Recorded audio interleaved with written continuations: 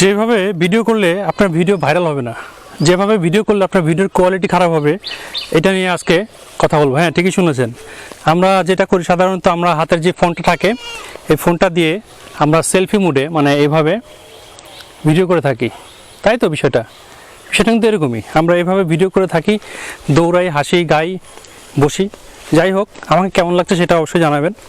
তো যাই হোক, আজকে বিষয়টা হচ্ছে কীভাবে ভিডিও করলে আপনার ভিডিওর কোয়ালিটি খুব ভালো আসবে। আমরা কিন্তু এইভাবে সাধারণত ভিডিও করে থাকি।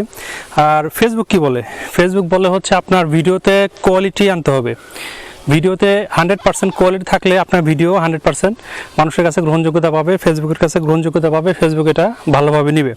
তাহলে 100% করার জন্য কি করা দরকার? 100% করার জন্য আমাদের যেটা করা উচিত, আমাদের যে সামনে যে সেলফি ক্যামেরা থাকে, এটা সাধারণত মানে আপনার ফেসটাকে উজ্জ্বল করা বা ফ্রেশ করা বা স্ক্রিনে ভালো দেখানোর জন্য দেওয়া হয়। বিশেষত পিছনে যে ক্যামেরাগুলো থাকে, রেয়ার ক্যামেরা,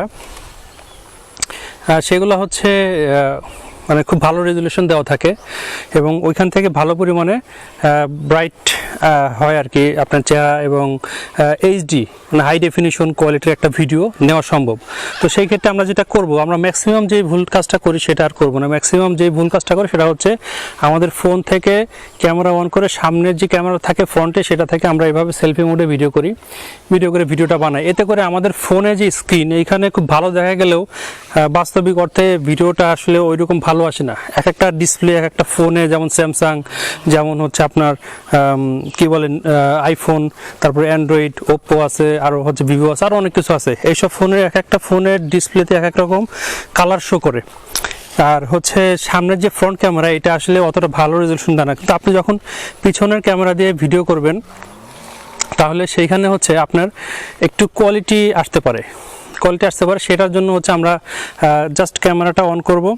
ধরেন যে আমার এটা ক্যামেরাটা পিছনে ক্যামেরাটা অন করে এইভাবে আমরা হচ্ছে আঙ্গুল দিয়ে স্টার্ট করে আমরা ভিডিওটা শ্যুট করব। মানে পিছনের ক্যামেরাটা দিয়ে আমরা ভিডিওটা শ্যুট করে তারপর হচ্ছে আমরা এডিট করি বা ডাইরেক্টলি ছাড়ি বা যেটাই করেন, তখন দেখবেন আপনার ভিডিওর কোয়ালিটিটা কিন্তু দারুণ হয়েছে।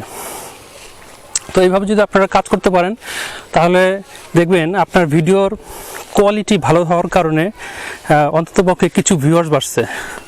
অন্ততপক্ষে আপনার ভিডিওর কোয়ালিটি ভালো হওয়ার কারণে আপনার যেই ভিজুয়ালেশন, সেটা কিছুটা ভালো হয়েছে। এটা হচ্ছে ফেসবুক চায়, কিন্তু আমরা সেটা বুঝি না।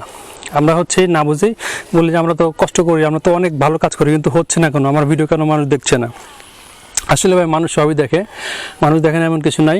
তবে আপনার কোয়ালিটি ভালো করতে হবে। আপনি যদি সামনের ক্যামেরাটা দিয়েই ভিডিও করতে থাকেন, অনেক সময় দেখা গেছে অনেকের সামনের ক্যামেরা খুব ভালো হয়। আমার যেমন এই ফোনটাতে আমার সামনের ক্যামেরা 20 মেগাপিক্সেল, 20 মেগাপিক্সেল, কিন্তু দেখা গেছে আমি যখন পিছনের ক্যামেরা দিয়ে ভিডিও করি, পিছনে হচ্ছে 12 মেগাপিক্সেল। কিন্তু আমার ফোনে যেটা দেখা যায় যে ফোনের অন ডিসপ্লেতে সামনের যে ক্যামেরা 20 মেগাপিক্সেল, সেটা দিয়ে ভিডিও করলে ভালোই লাগতেছে আমার কাছে, বা আমার ফোনে ভালো দেখা যায়।